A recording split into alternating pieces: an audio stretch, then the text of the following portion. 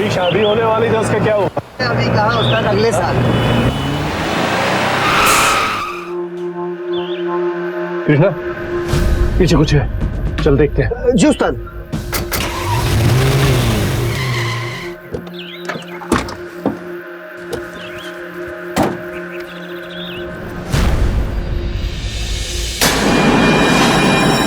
उस्ताद लगता है मर गई। पीछे हट, पीछे हट, हाथ मत लगा। पुलिस को फोन करते हैं। हाँ जी उस्ताद। हेलो, हाँ पुलिस, यहाँ एक लड़की की लाश पड़ी। नेशनल हाईवे पर करीब 20 साल की लड़की का मृत शरीर पाया गया।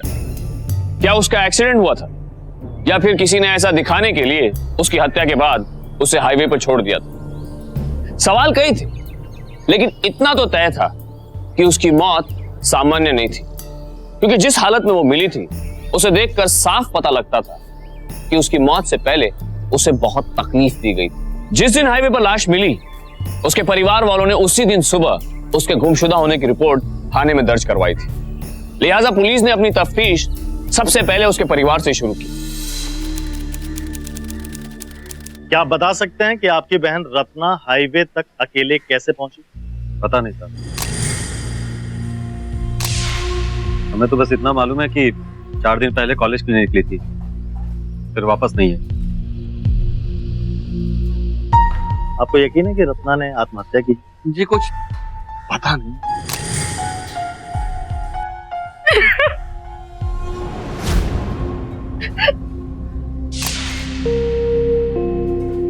आप बताइए।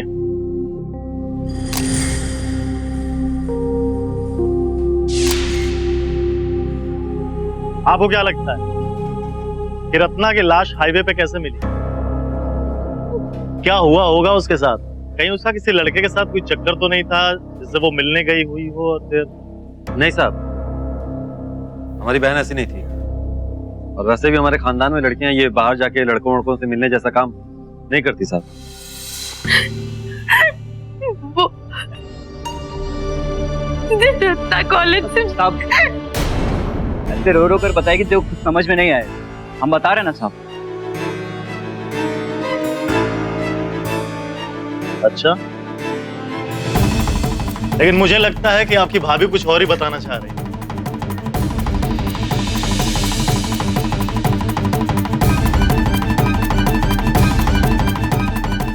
लक्ष्मी, बता देना साहब को जो हमें बताया था तूने। साहब ये बताना चाह रही है कि रत्ना उस दिन कॉलेज अकेले गई। पहले उसने कहा कि नहीं जाना, फिर अचानक से चली गई और इसने जाने भी दिया। मतलब ये कि 20 जून को आप में से कोई भी घर पे नहीं था, और लक्ष्मी जी घर पे अकेली थी, इसीलिए रत्ना कॉलेज अकेले गई थी।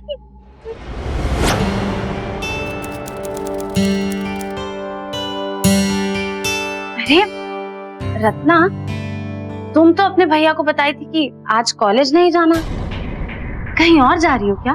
भाभी कॉलेज जा रही हूँ। लेकिन अगर तुम्हारे भैया लोग आ गए, उनको पता चल गया, वो बहुत गुस्सा करेंगे। भाभी जल्दी आ जाऊंगी 3 बजे से पहले, तुम तब तक संभाल लेना भाभी प्लीज।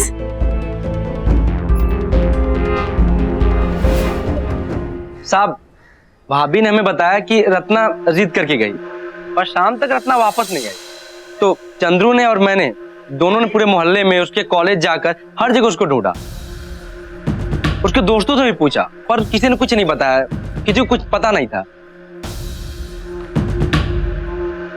रत्ना की सबसे अच्छी सहेली कौन? सिद्धि। सिद्धि। सिद्धि, तुम और रत्ना दोनों कॉलेज में हमेशा साथ ही रहती थी ना? जी। 20 जून को क्या हुआ? रत्ना उस दिन कॉलेज नहीं आई थी, और आई भी होगी मैंने उसको नहीं देखा था, क्योंकि उस दिन वो क्लास में आई ही नहीं थी। अच्छा, उसका कोई बॉयफ्रेंड था क्या? मतलब किसी लड़के के साथ उसका कोई चक्कर वक्कर था? चक्कर तो नहीं था सर, पर हाँ एक लड़का था सूरज, जो उसको बहुत पसंद करता था। जब भी हम और रत्ना कॉलेज के बाहर जाकर पानी पूरी खाते या चाट खाते, वो लड़का सूरज उसके पीछे आएगा। रत्ना सुनो ना, कब से तुम्हारा पीछा कर रहा हूँ मैं।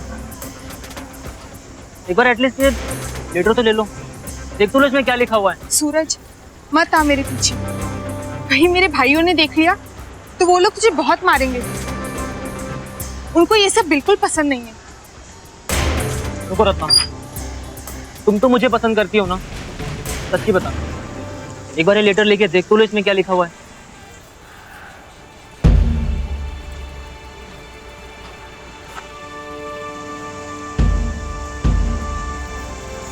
रत्ना उसको समझा दे, कहीं तेरे भाइयों ने देख लिया तेरा कॉलेज आना जाना सब बंद कर देंगे। पता है, इसलिए उसके लेटर का जवाब साफ साफ लिखना जरूरी है। मतलब तुझे भी वो अच्छा लगता है ना? पर उससे क्या होता है, कभी उससे मिल तो नहीं सकती। अच्छा, ये भी हो सकता है कि उस दिन रत्ना कॉलेज के बहाने सूरज से मिलने गई हो। नहीं सर, रत्ना ऐसी लड़की बिल्कुल नहीं थी। उसको कभी अगर सूरज से मिलना भी होता वो मेरे साथ या बिंता के साथ जाया करती थी, नहीं तो वो अपनी भाभी के साथ जाया करती। तो इसका मतलब रत्ना की भाभी सूरज को अच्छे से जानती थी। जी, रत्ना अपने कॉलेज की सारी बातें अपनी भाभी को बताया करती, क्योंकि उन दोनों की अच्छी बनती थी। रत्ना की माँ भी नहीं थी और ना ही उसकी कोई बड़ी बहन थी, इसीलिए। तुम्हें लगता है कि रत्ना ने आत्महत्या की होगी और सूरज वाली बात को लेकर वो परेशान थी क्या? परेशान तो थी सर, क्योंकि उसके घर वाले उसकी शादी तय कर रहे थे और जहां तक हमें याद है उसकी शादी तय हो भी गई थी। पर रत्ना आगे पढ़ना चाहती थी। ओके। अच्छा सिद्धि, ये नाम क्या था लड़के का? सर सूरज। हाँ, सूरज कैसा लड़का था? क्या वो रत्ना को कोई नुकसान पहुंचा सकता था? उसके बारे में हमें नहीं पता कि हमारे कॉलेज में लड़कों का आना जाना बिल्कुल मना था। हाँ, सूरज ने रत्ना को कब देखा, कब उसे पसंद करने लगा, ये हम भी नहीं जानते। पर हाँ सर, रत्ना भी सूरज के बारे में ज्यादा नहीं जानती थी, सिर्फ इतना कि वो यहाँ पर डिप्लोमा कर रहा था। सिंह, ये जो बॉयफ्रेंड वाली नई बात सामने आई तो तुम एक काम करो, रत्ना के घर जाओ और उससे पूछताछ करो। सूरज को थाने बुलाओ, मुझे उससे कुछ बात करनी है। जी सर। बहू जरा प्याज तो काट कर लाना।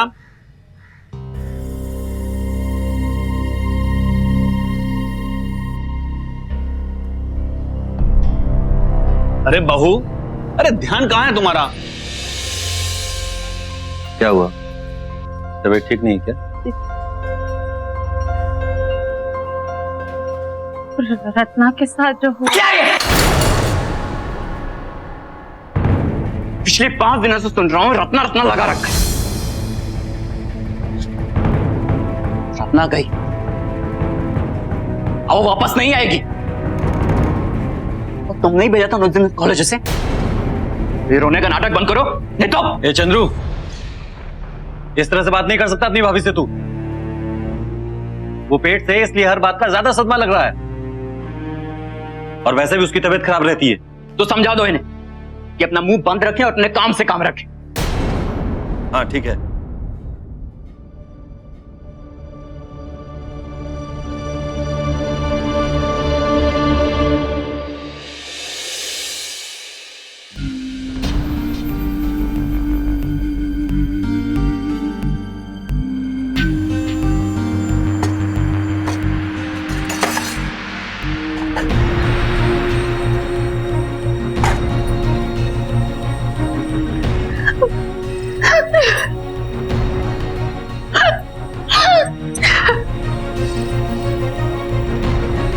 क्या रत्ना की किसी से शादी होने वाली थी? ये एक जगह रिश्ता पक्का तो हुआ था, लेकिन साहब, हमारी बिरादरी में 16-17 साल तक लड़कियों की शादी हो जाती है। ये तो रत्ना की पढ़ाई की जिद थी कि वो 20 की हो गई।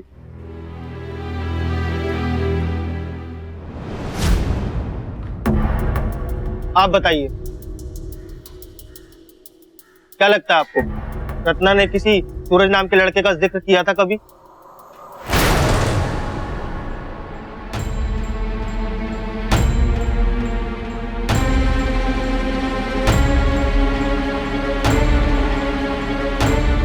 आप झूठ बोल रही हैं। आपको अच्छी तरह से पता था कि सूरज नाम के लड़के के साथ रत्ना का चक्कर चल रहा है और 20 तारीख को वो उसी से मिलने गई थी।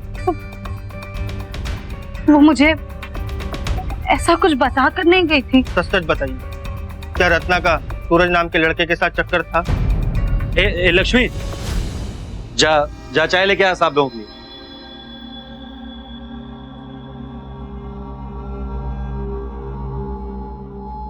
सर, रत्ना के कमरे में उनकी चीजों की तलाशी लेने पे ये 2 चिट्ठी मिली है, सुरेश की लिखी हुई, और ये वैलेंटाइन कार्ड।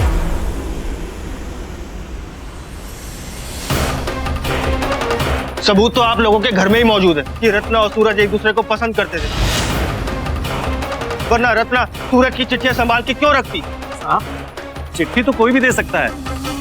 वैसे हमारी रत्ना के अंदर इतनी हिम्मत नहीं थी कि वो किसी लड़के को बढ़ावा दे दे। अगर उसके पीछे कोई लड़का पड़ा भी होता तो हमें जरूर मालूम होता।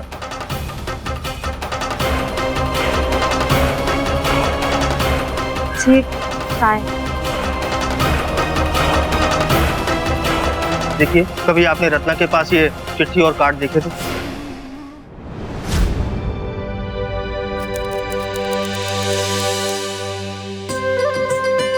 अरे क्या छुपा रही है? दिखा। नहीं भाभी, दिखा नहीं तो गुदगुदाऊंगी। देख भाभी, रुक भाभी। अरे रुक, पढ़ने तो दे, 1 मिनट। अरे अच्छा बता, कौन है ये मजनू? कॉलेज के पास दिखता है हमेशा। अच्छा, और करता क्या है? पढ़ता है शायद, रोज दूर से देखता है। आज ये कार्ड रखा था गेट के पास। इधर आ। तू बोल तो तेरे भैया से बात करूं कि तेरी शादी की बात यहीं चलाए, कहीं और नहीं। नहीं भाभी, वो चाल आ जाएगा। वैसे भैया लोग चिढ़ते हैं मेरी पढ़ाई से।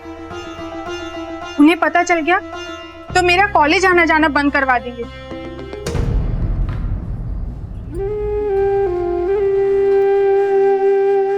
सूरज का क्या करेगी? करना क्या है, बस कार्ड देखकर खुश होती रहूंगी, और कुछ नहीं हो सकता।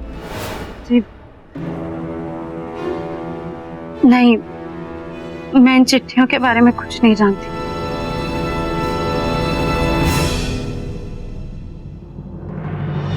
नहीं, मैं इन चिट्ठियों के बारे में कुछ नहीं जानती। देखिए, अगर आप लोग मेरी मदद नहीं करेंगे तो कैसे पता चलेगा कि रत्ना की मौत कैसे हुई? यूं ही मामला सालों साल चलता रहेगा, काटते रहिएगा चक्कर कोर्ट और कचहरी के। अरे साहब, हमने तो इस लड़के वाली बात पर कभी ध्यान ही नहीं दिया, और आपको इसलिए नहीं बताया कि बेइज्जती होती, लोग तमाम तरह की बातें बनाते। आप तो जानते हैं ना, आखिर इज्जत तो हमारी जाती। इंस्पेक्टर साहब, आपसे हाथ जोड़कर विनती है कि इस बात का जिक्र हर वक्त करना। हम शरीफ लोग हैं, ऐसा होने से हमारी बहुत बदनामी होगी समाज में।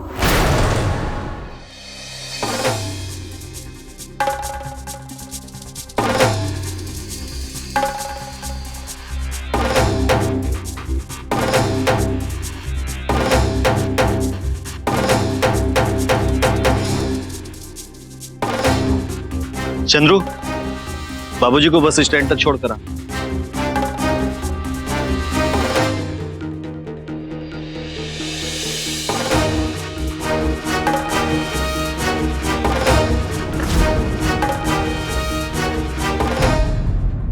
सिंह, तुम्हारी बातों से मुझे लग रहा है कि रत्ना के घर वाले हमसे अब भी कुछ छुपा रहे हैं। सर, रत्ना की पोस्टमार्टम रिपोर्ट आ गई। रत्ना की मौत गला घोटकर मारने से हुई है, और रिपोर्ट के मुताबिक हाईवे पर जब उसकी लाश मिली उससे 12-13 घंटे पहले उसकी मौत हो चुकी थी, यानी 20 जून। यानी कि सिंह, यानी रत्ना की किसी ने गला घोंटकर पहले हत्या कर दी, उसके बाद ये सिर्फ एक दुर्घटना लगे इसलिए उसकी बॉडी को हाईवे पर ले जाकर फेंक दिया। जी सर, मुझे भी कुछ ऐसा ही लग रहा है सर। अच्छा, वो लड़का सूरज कहाँ है जिसको इंटेरोगेशन के लिए बुलाया था? सर बस वो आता ही होगा।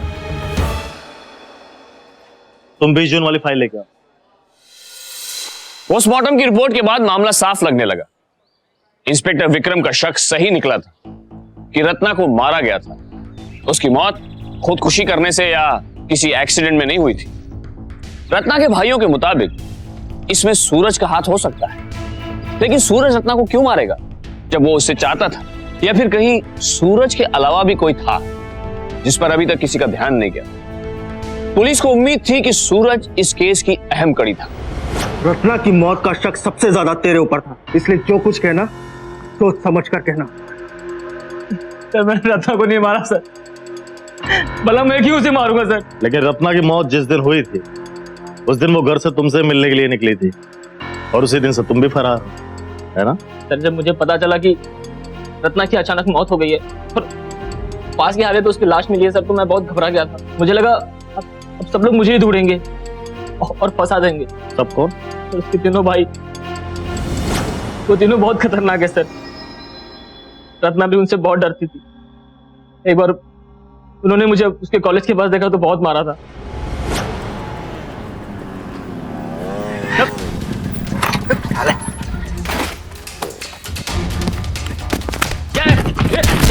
के बाद मैंने रत्ना को चिट्ठी लिखी थी कि कॉलेज के पास वाले बस स्टैंड पर मुझे मिलना। उस दिन 20 तारीख थी सर। मेरा प्लान था कि मैं रत्ना को लेकर जबलपुर चला जाऊंगा। अपने माँ पापा को मैं समझा लेता, लेकिन पता नहीं क्या हुआ। रत्ना को चिट्ठी मिली भी या नहीं पता। मैं बस स्टैंड पर 1 बजे से वेट कर रहा था। मैंने 2 घंटा वेट किया सर उसका, पर वो नहीं है। फिर मैं कॉलेज गया, वहां भी नहीं दिखी सर। लेकिन इसका क्या सबूत है कि रत्ना तुम्हें पसंद करती थी? सर ये चिट्ठियां, इसमें लिखा है कि उसके घर वाले बहुत ही पुराने ख्याल के और उसके तीनों भाई बहुत ही खतरनाक। उसकी शादी कहीं तय हो गई थी सर, इसीलिए उसने मुझे कहा था कि मैं उससे भूल जाऊं।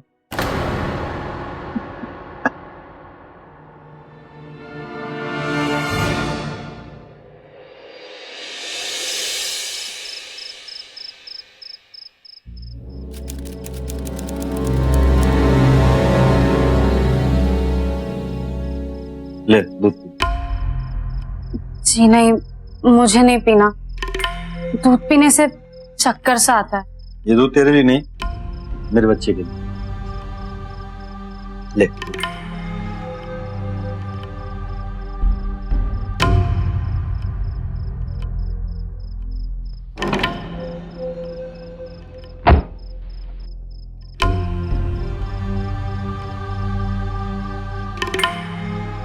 कृष्ण, मुझे बात करनी रत्ना के बारे में।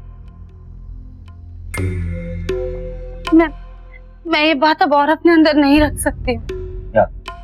उस दिन रत्ना कॉलेज से घर आई थी और वो बहुत डरी हुई थी। तो फिर हमने ये बात पुलिस से क्यों छुपाई? देख लक्ष्मी, तेरी हालत खुद बहुत नाजुक है ना? इतना मस्त हो तू, अपने बच्चे के लिए बुरा है। रत्ना, जो हुआ उसके साथ एक तरह से ठीक ही हुआ, गलत रास्ते पे थी। कुछ ना कुछ तो होना ही था ना? नहीं कृष्णु, चंद्रू और भरत ने जो किया वो बहुत गलत है। लक्ष्मी देख, कान खोल के सुन ले तू। अगर इस तरह जनानी वाली हरकत की ना तूने तो घर में बहुत कलेश होगा। हम भाइयों के बीच फूट डालने की कोशिश की तो तुझे मैं अपने साथ रखने वाला नहीं। चलता हूं तेरे मैके, छोड़ आता हूं तुझे। उस दिन आराम से रह और अपने होने वाले बच्चे का भी ख्याल रख। एक बार जब देखो तब रत्ना रत्ना।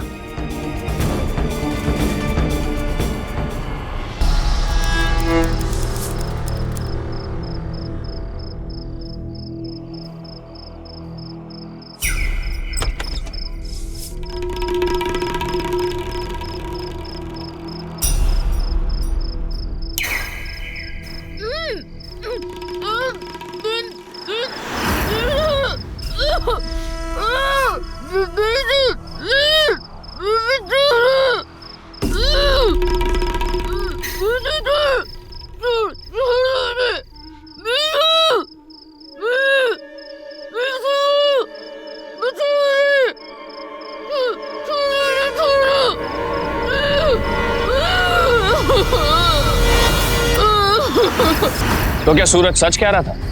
उसका रत्ना की मौत से कोई ताल्लुक नहीं था। ऐसा भी तो संभव है कि उसने रत्ना के भाइयों का गुस्सा उस पर निकाला हो और उनसे बदला लेने के लिए उसकी हत्या कर दी हो। पुलिस यहां इस केस को सुलझाने की पूरी कोशिश कर रही थी और वहां रत्ना के परिवार में कुछ और ही चल रहा था। रत्ना की भाभी लक्ष्मी क्या छुपा रही थी? रत्ना अपने भाभी के काफी करीब थी और उसकी मौत का सबसे ज्यादा दुख परिवार में लक्ष्मी को ही था। तो क्या वो कुछ ऐसा जानती थी जो घर वाले छुपाना चाहते थे और इसीलिए उन्होंने उसे उसके मायके भेज दिया?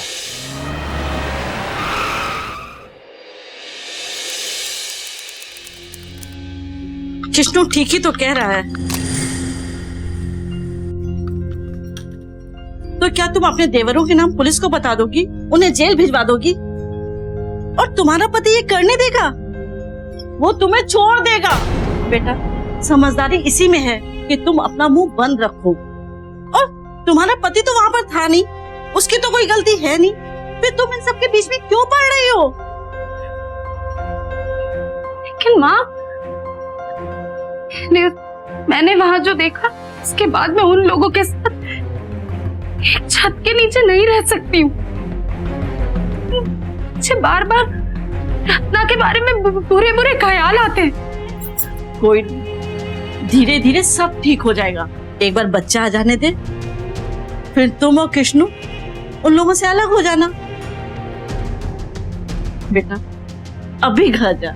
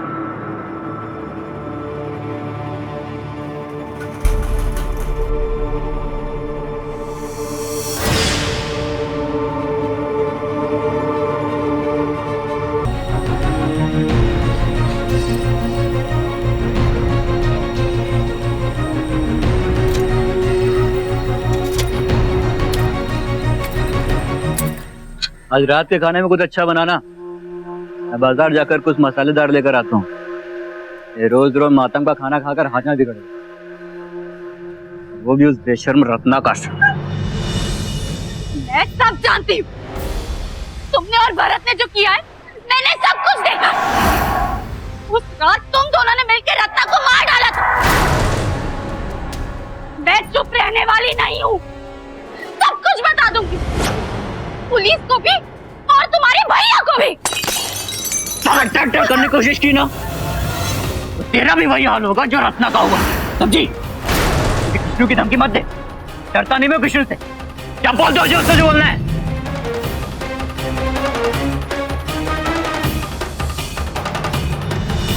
लक्ष्मी भय और दुविधा में जी रही थी। एक तरफ रत्ना के प्रति अपने अपराध बोध से जूझ रही थी और दूसरी तरफ उसका पूरा पारिवारिक जीवन बिखर सकता था। वो अपने पति को खुद के भाइयों के खिलाफ जाने को नहीं कह सकती क्योंकि वो उस पर भरोसा भी नहीं कर रहा था। आखिर क्या रास्ता बचा था उसके पास? पूरे ससुराल में वो अकेली पड़ गई थी।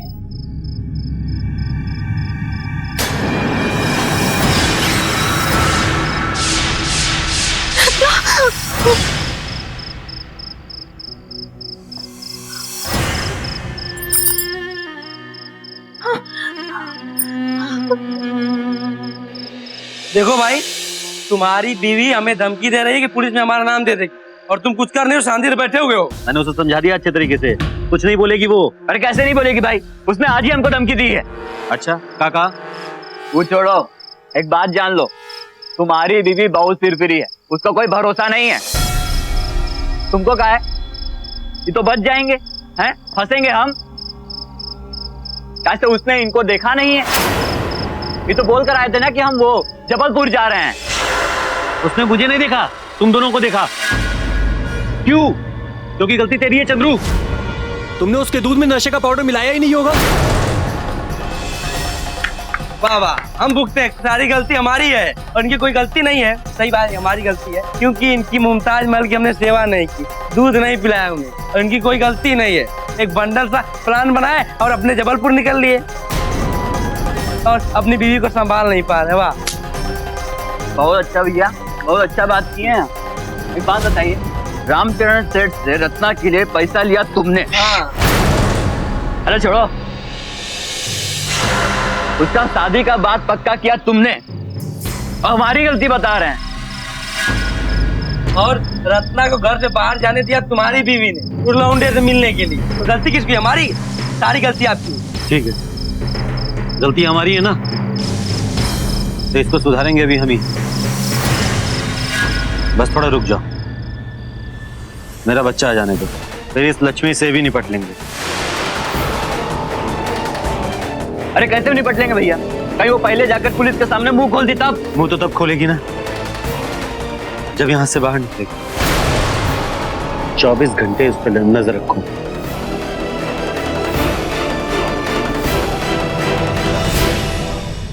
रत्ना के भाइयों ने अपनी झूठी इज्जत के लिए बेरहमी से अपनी बहन की जान ले ली और बचने के लिए पुलिस में उसके गुमशुदा होने की रिपोर्ट भी लिखवा दी।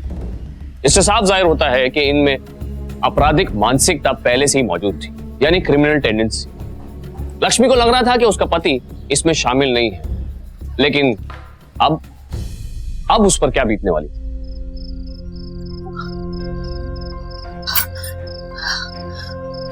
उसने मुझे नहीं देखा, तुम दोनों को देखा, क्योंकि गलती तेरी है चंद्रू। तुमने उसके दूध में नशे का पाउडर मिलाया ही नहीं होगा।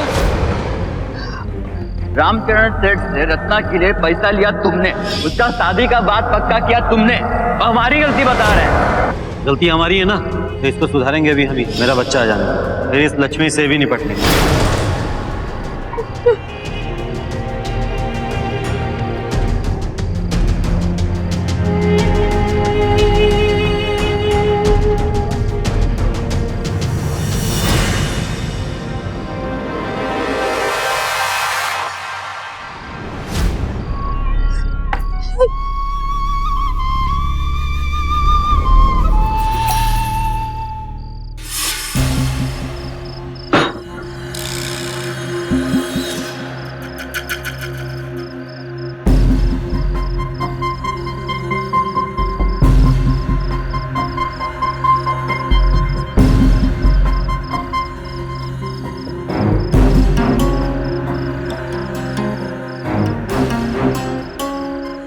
कैसे भी यहाँ से निकलना होगा, नहीं तो यही आदमी मुझे और मेरे बच्चे दोनों को मार डालेगा।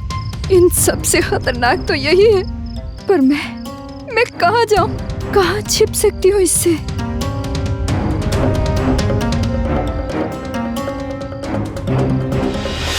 जिस पर सबसे ज्यादा भरोसा हो वही भरोसा तोड़ दे तो इंसान के पास सिवाय खुद के और किसी का सहारा नहीं बचता। लक्ष्मी की स्थिति भी कुछ ऐसी ही थी। लक्ष्मी को सबसे बड़ा सदमा यह लगा रत्ना के भाइयों ने उसके पति के साथ मिलकर उसकी जान ली थी और अब वो उसके साथ भी ऐसा कर सकते थे। वो अकेली और डरी हुई जरूर थी, पर हार मानने वालों में से वो नहीं थी। सवाल ये उठता है कि अब वो यहां से बचकर कैसे निकलेगी और क्या निकल पाएगी, या फिर उसे भी रत्ना की तरह खामोश कर दिया जाएगा।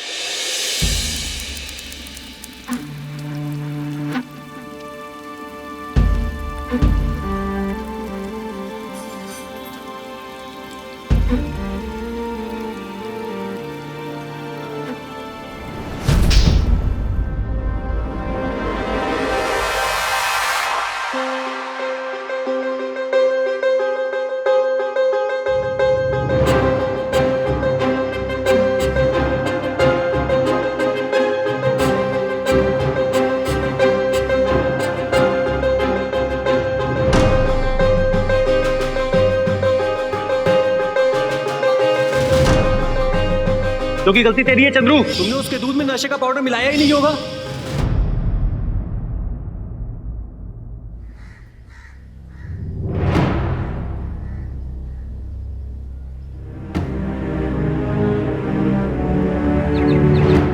अरे चंद्रू, अरे उठ जा भाई, क्या दोपहर तक सो रहा है?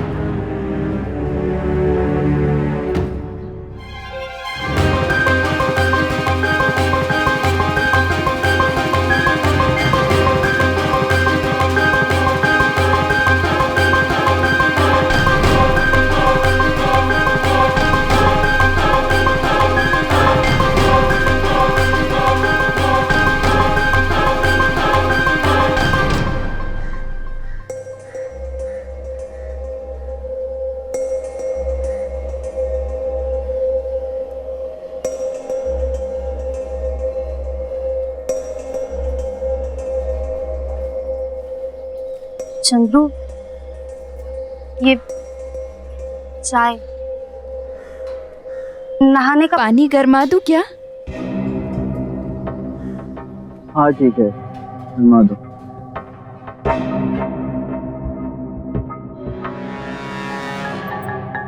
भरत, चाय। दो।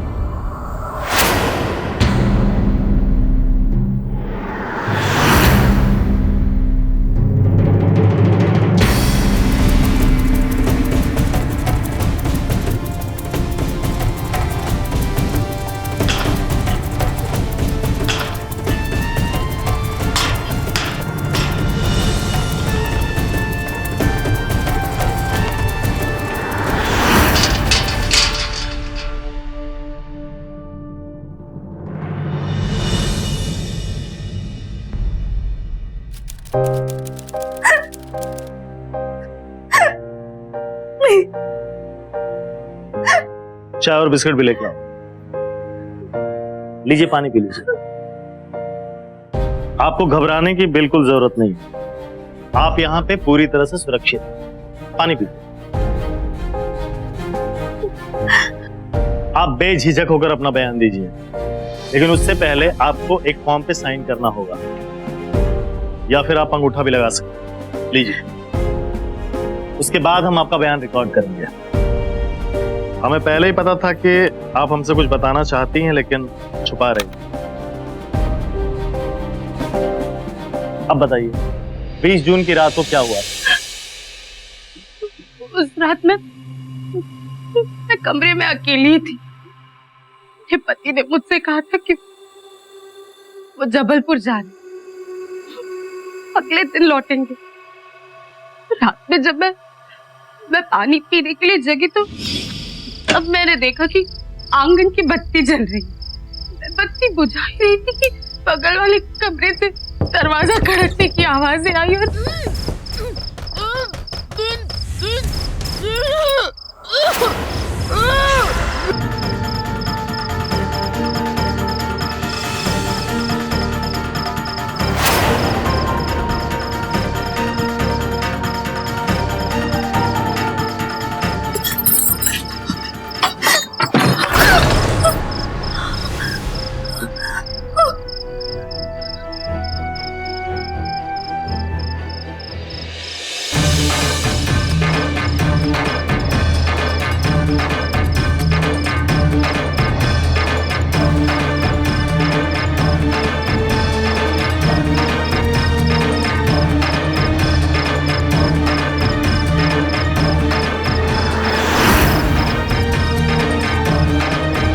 तो आपके पति और आपके देवरों ने मिलकर रत्ना को सिर्फ इसलिए मार डाला क्योंकि वो सूरज से मिलने गई थी और आपके पति ने उसको देख लिया, इसीलिए रत्ना वापस घर पे आकर छुप गई थी। मेरे पति ने रत्ना की शादी सेठ से तय कर दी थी और उसके लिए उन्होंने उस सेठ से पैसे भी लिए थे। लेकिन जब उन्हें सूरज के बारे में पता चला तो उन्हें लगा कि रत्ना बिगड़ जाएगी।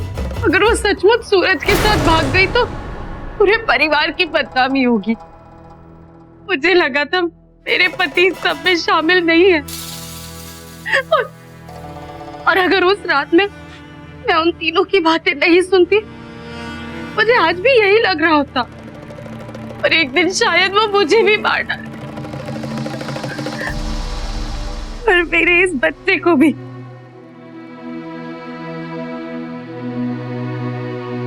लेकिन वो भी सब में शामिल थे, लेकिन उस रात कमरे में भरत और चंद्रू के साथ वो ही। सबको राउंड अप करो, मैं तुरंत निकलना। जी सर। शांति जी, आप इनको गाड़ी में लेकर आइए।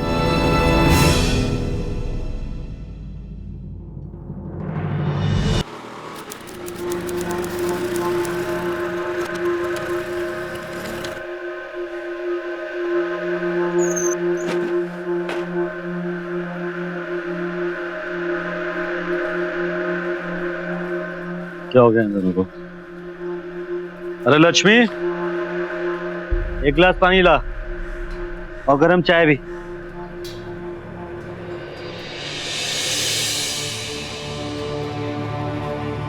ए भरत, ऐसा सो रहा, उठ ना, कमरे में जाना।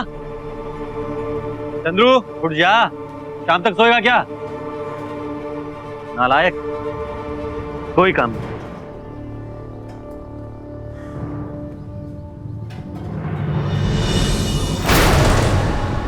लक्ष्मी, ए भरत, लक्ष्मी, अरे कहां मर गई?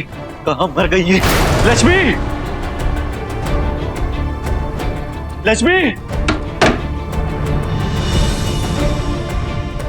अरे लक्ष्मी,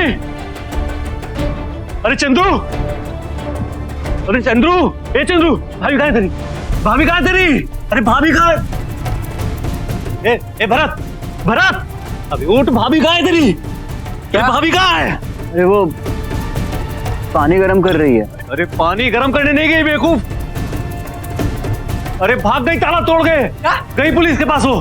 तुम दोनों घोड़े बेच के सो रहे हो। हाँ? इतनी चालाक निकले कि चाबी नहीं था। अब क्या करेंगे भैया? किसी भी वक्त पुलिस आ सकती है, जल्दी निकलना पड़ेगा यहाँ। लेकिन कहाँ? फिर निकले तो सही पहले। अरे यार वो गई फंसा के।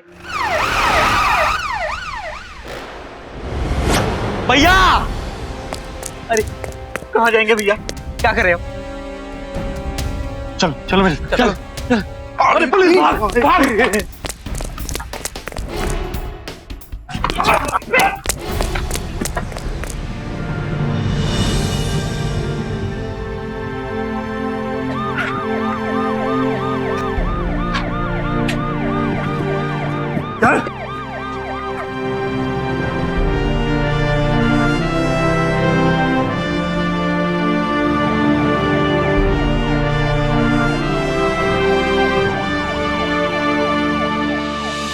हर भाई पर बहन की रक्षा का जिम्मा होता है, और रत्ना के तो 3 भाई थे, लेकिन ये कैसे भाई थे जो झूठी शान के लिए अपनी ही बहन के हत्यारे बन गए?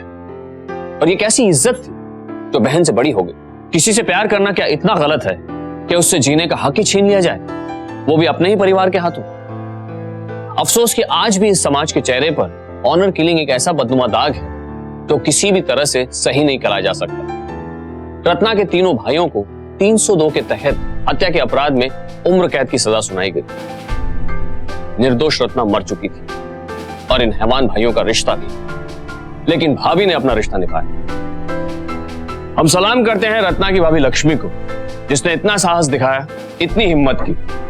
सावधान इंडिया जुर्म और इंसाफ के खिलाफ आम लोगों की उठाई ऐसी हर आवाज को, हर कोशिश को सलाम करता है। फिर मिलेंगे आपसे एक और ऐसी सच्ची घटना के साथ। तब तक सावधान इंडिया, इंडिया फाइट्स बैक।